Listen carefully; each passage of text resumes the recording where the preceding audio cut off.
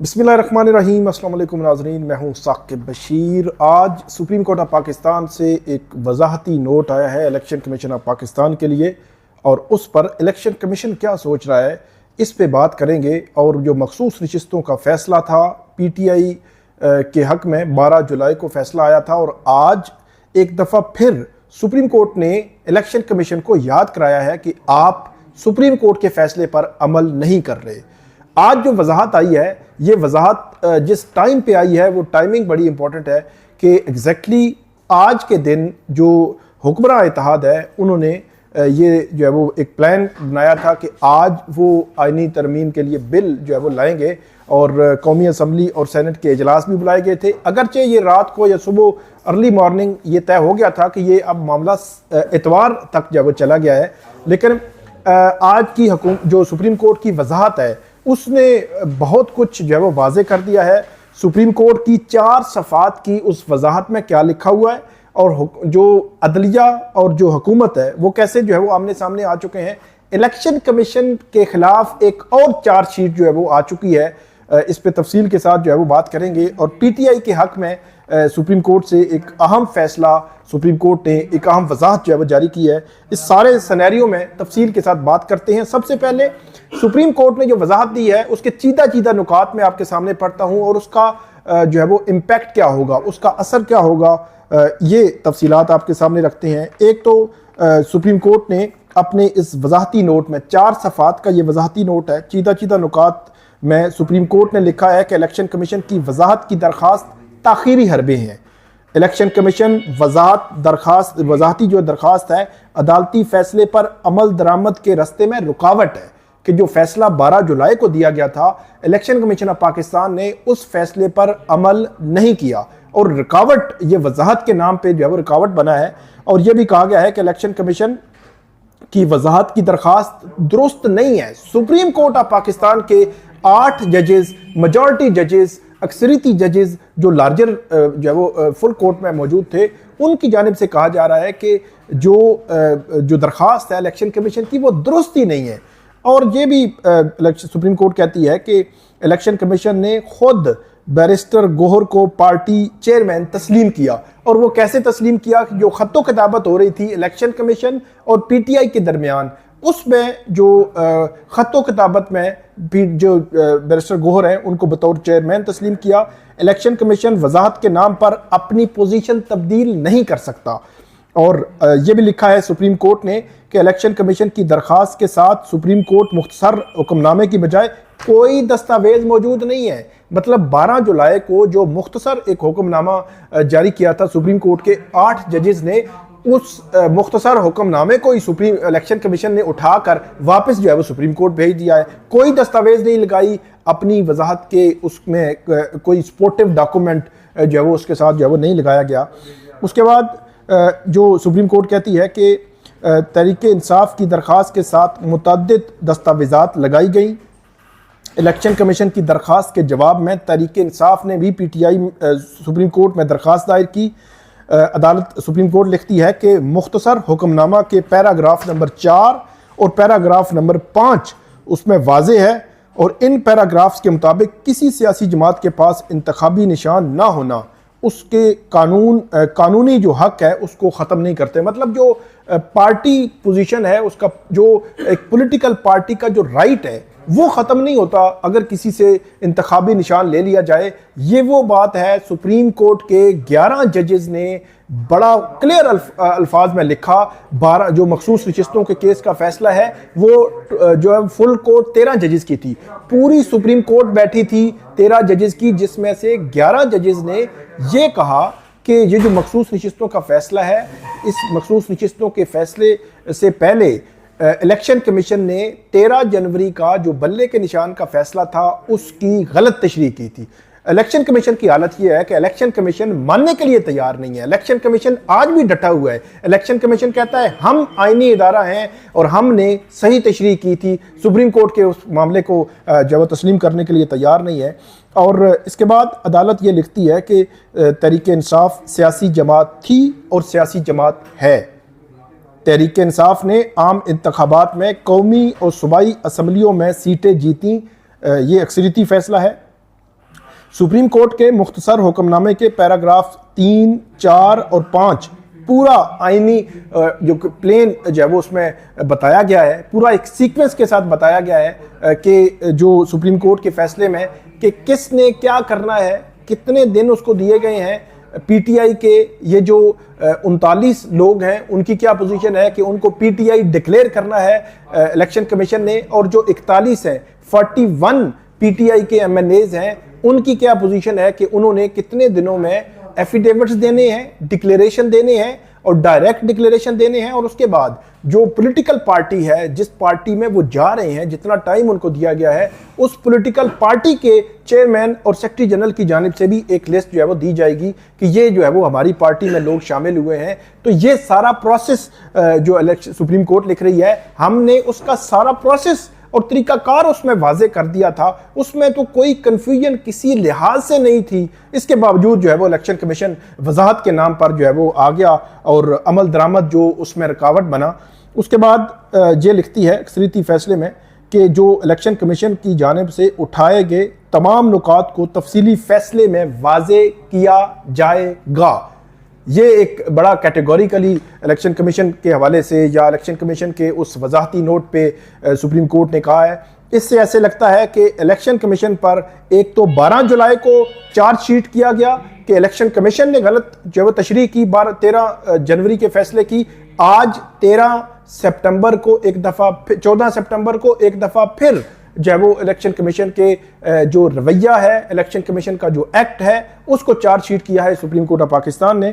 और supreme court ये लिखती है कि इलेक्शन कमीशन की तस्लीम शुदा पोजीशन है कि तरीके इंसाफ जो है वो पीटीआई जो है वो रजिस्टर्ड सियासी जमात है। अकलीती जजेस ने भी पीटीआई के कानूनी पोजीशन को तस्लीम किया। वही बात जो मैं कर रहा हूं कि 8 जजेस तो वो हैं जो अक्सरियती जजेस हैं। इसके अलावा चीफ जस्टिस काजी फाइज ईसा और जस्टिस जमाल खान मंदोखेल, इनका जो सेपरेट नोट था उसमें भी ये कहा गया कि 13 जनवरी का जो फैसला है उसकी इलेक्शन कमीशन ने गलत तशरीह की। फिर 11वें जज हैं जस्टिस याया अफरीदी, जिन्होंने मामला इलेक्शन कमीशन को भेजा था, लेकिन उन्होंने भी ये कहा कि आपने जो है वो गलत तशरीह की है, लेकिन फिर उन्होंने मामला उनको भेज दिया। तो 11 जजेस जो अकलीती जजेस हैं उन्होंने भी ये इलेक्शन कमीशन के इस एक्ट पर, इलेक्शन कमीशन की इस गलत तशरीह की निशानदेही की है। उसके बाद अदालत ये लिखती है कि अदालती फैसले में अमल के ताखीर के नताइज हो सकते हैं, कॉन्सिक्वेंसेस हो सकते हैं कि सुप्रीम कोर्ट के ये कुछ 2 जज नहीं है, 3 जज नहीं है, 4 जज नहीं है, ये अक्सरियती जजेस हैं। फुल कोर्ट सुप्रीम कोर्ट की बैठी थी, 8 जजेस हैं। 8 जजेस के फैसले को आप इस तरह नहीं ले सकते, इसके कॉन्सिक्वेंसेस हो सकते हैं। और एक इंदिया दिया है इलेक्शन कमीशन ऑफ पाकिस्तान को, एक इशारा किया गया है कि आपने जो है वो इलेक्शन कमीशन ने सुप्रीम कोर्ट के फैसले पर मिन्नो अन अमल करना है। अगर आप अमल नहीं करेंगे तो उसके कॉन्सिक्वेंसेस हो सकते हैं। सुप्रीम कोर्ट देख रही है कि 12 जुलाई, 12 अगस्त, 12 सितंबर और आज है 14 सितंबर। तो इससे आप अंदाजा लगा लें कि अभी तक जो इलेक्शन सुप्रीम कोर्ट के फैसले पर अमल नहीं हुआ। इसके बाद सुप्रीम कोर्ट कहती है कि सर्टिफिकेट्स जमा कराने वाले तहरीके इंसाफ के अरकान हैं। मतलब वो जो 41 अरकान थे उन्होंने सर्टिफिकेट जमा करा दिए, उनकी पार्टी ने लिस्ट जमा करा दी। तो जो सुप्रीम कोर्ट ने जो कुछ कहा था उस पर अमल हो गया। किस तरफ से? 41 मेंबरान और पीटीआई की जानिब से। अगला एक्ट करना था इलेक्शन कमीशन ने, वो नहीं किया गया। अदालत लिखती है कि इलेक्शन कमीशन दरखास्त कन्फ्यूजन पैदा करने की कोशिश है।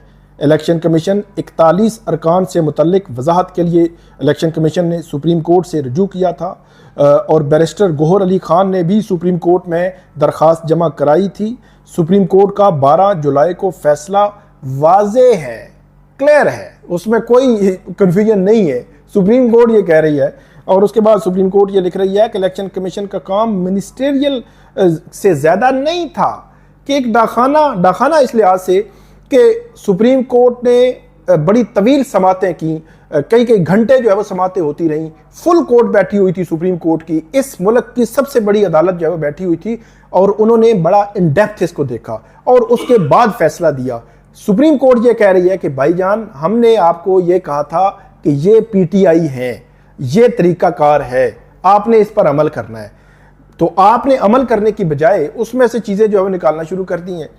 उसके बाद ये सुप्रीम कोर्ट कहती है कि जो इलेक्शन कमीशन में जमा करवाए गए सर्टिफिकेट्स उमर अयूब और बैरिस्टर गोहर ने जारी किए। तमाम रिकॉर्ड को एक साथ मुख्तसर हुक्मनामे के तनाजुर में देखा गया। कमीशन की जानिब से मांगी गई तफसील तखीरी हरबे और हुक्म पर अमल दरामद में रुकावट है। उसके बाद ये कहते हैं कि मुख्तसर हुक्मनामे के पैराग्राफ 8 के मुताबिक उम्मीदवारों और जमात के सर्टिफिकेट के बाद नशिस्त उस जमात की हो जाएगी। इन सर्टिफिकेट्स के बाद नशिस्त फौरी उस जमात की हो चुकी हैं कि ये जो 80 नशिस्तें हैं MNAs हैं ये PTI के हो गए। पंजाब में जो MPAs हैं जिनके सर्टिफिकेट्स जमा हो चुके वो PTI के हो गए। खैबर पख्तूनख्वा में जिनके सर्टिफिकेट जमा हो चुके वो PTI के हो गए। इसके अलावा सिंध में जो PTI के जो कैंडिडेट्स के सर्टिफिकेट जमा हुए वो भी PTI हो चुके। लेकिन इलेक्शन यहाँ पे सुप्रीम कोर्ट ने वाजे किया है, और ये बात मैं आपको बताऊं कि ये हो चुकी का मतलब ये है कि सुप्रीम कोर्ट के फैसले पर एक जो फरीक है उसने पूरा अमल कर दिया है। अब अगर इलेक्शन कमीशन ऑफ पाकिस्तान इनके नोटिफिकेशन जारी नहीं करता, इलेक्शन कमीशन ऑफ पाकिस्तान के नोटिफिकेशन जारी ना करने पर ये इन्होंने अगर 41 बंदों ने अगर वोट दिया किसी तरमीम में, एक या दो लोगों ने भी, तो फिर उस पर 63A जो डिफेक्शन क्लाज है उसका इतलाक होगा और ये वोट काउंट भी नहीं हो सकेगा। मतलब इन 41 में से कोई MNA भी अगर उस तरमीम के हवाले से वोट करेगा तो वो वोट जो वो काउंट नहीं होगा। एक चीज आज की सुप्रीम कोर्ट की इस वजाहत में वाजे हो गई। अब इलेक्शन कमीशन पर है कि वो इलेक्शन कमीशन आज नोटिफिकेशन करता है या कल करता है। उसके बाद ये तमाम उम्मीदवार आईनी और कानूनी तौर पर PTI के थे और PTI के हैं। कमीशन की जानिब से वाजे और यकीनी जो वो फैसले को मुबम करने की कोशिश को सराहा नहीं जा सकता। सुप्रीम कोर्ट हुक्म के बाद इलेक्शन कमीशन की फहरिस्त की कोई अहमियत नहीं। कानूनी पाबंदियों का कमीशन की जानिब से लगातार नाकामी और इनकार के अपने असरात हैं। ये बात बड़ी इंपॉर्टेंट है। एक चीज़ जो सुप्रीम कोर्ट के आज के वजाहती नोट में लग रही है, एक तासुर मिल रहा है कि वो जो इसमें जो सुप्रीम कोर्ट में मखसूस नशिस्तों का तफसीली फैसला आएगा, उस तफसीली फैसले में इलेक्शन कमीशन के खिलाफ पूरी चार्जशीट हो सकती है कि आपने 8 फरवरी इलेक्शन से पहले कब कब क्या किया, जो आपका काम था आईनी तौर पर क्या आपने वो सारे अमूर जो है वो निपटाए हैं। इसके अलावा जो इलेक्शन कमीशन ऑफ पाकिस्तान है, इस वक्त जो इलेक्शन कमीशन है उसकी जानिब से अभी ऑफिशियल कोई वर्जन नहीं आ रहा। अनऑफिशियली ज़राए से जो है वो खबरें आ रही हैं कि वो आईनी जो है वो इदारा है और इस तरह की बातें सारी जो है वो चल रही हैं। लेकिन अब देखना यह है कि सुप्रीम कोर्ट की वाज़े वजाहत और सुप्रीम कोर्ट के ये कहने के वाज़े तौर पर जो सुप्रीम कोर्ट है उसका फैसला वाज़े था 12 जुलाई का, उसके बाद क्या इलेक्शन कमीशन अब भी जो है वो उस फैसले पर अमल करेगा या नहीं करेगा। मेरे ख्याल में सुप्रीम कोर्ट की आज की वजाहत की जो वर्डिंग है वो ये बता रही है कि या तो इलेक्शन कमीशन अब फैसले पर अमल करेगा, नहीं तो उसके कॉन्सिक्वेंसेस फिर कंटेम्प्ट ऑफ कोर्ट वाले मामले में भी हो सकते हैं। वो बहुत एक्स्ट्रा ऑर्डिनरी होगा। लेकिन एक आईनी इदारे को अपने जो उमूर हैं, जो उसके फ़राइज़ हैं, जो उसकी ड्यूटीज़ हैं, क्या वो पूरी कर रहा है या नहीं कर रहा, ये भी जो है वो देखने की ज़रूरत है। क्योंकि जनरल इलेक्शन साफ और शफाफ तरीके से कराने थे, तमाम स्टेक होल्डर्स, तमाम पॉलिटिकल पार्टीज को इक्वली ट्रीट करना था, जिसमें इलेक्शन कमीशन जो है वो नाकाम रहा है। और इलेक्शन कमीशन जो है वो इलेक्शन जो करवाए गए हैं 8 फरवरी 12 जुलाई के फैसले, जो तफसीली फैसला है उसमें बहुत कुछ आने का इम्कानात है। जो कुछ आज की वजाहत में लिखा गया है इसमें देखना है। आखिरी बात यह है कि सुप्रीम कोर्ट ने आज जो है वो वजाहत जारी की। इलेक्शन कमीशन ने 12 जुलाई को फैसला आया था, तो इलेक्शन कमीशन ने मेरे ख्याल में 2 हफ्ते बाद वजाहत के लिए सुप्रीम कोर्ट से रुजू कर लिया था। और सुप्रीम कोर्ट से जब रुजू किया गया तो आप ये कह सकते हैं कि अगस्त के पहले वीक में या राउंड मतलब इसी तरह किया गया। तो एक चीज़ मुझे जो लग रही है कि बेहतर होता कि सुप्रीम कोर्ट के 8 जजेस जो अगस्त के मिड तक ये वजाहती नोट उसी वक्त जारी कर देते। ये तासुर जो है वो ये नहीं जाना चाहिए था, नहीं जाना चाहिए है कि एक आईनी तरमीम हो रही है और दूसरी तरफ जो है वो वजाहत आ रही है। तो वजाहत आना इसमें और जो इलेक्शन कमीशन को क्लियर करना, इसमें कोई दो राय नहीं है, ये तो आनी ही थी।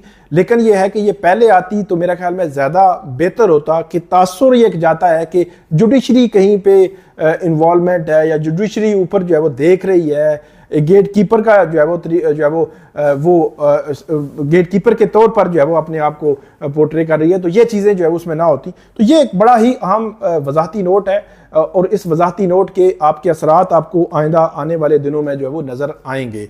तो ये थी आज की हमारी वीडियो, उम्मीद है आपको पसंद आएगी। इस पर फीडबैक दीजिएगा, कमेंट कीजिएगा। बहुत शुक्रिया।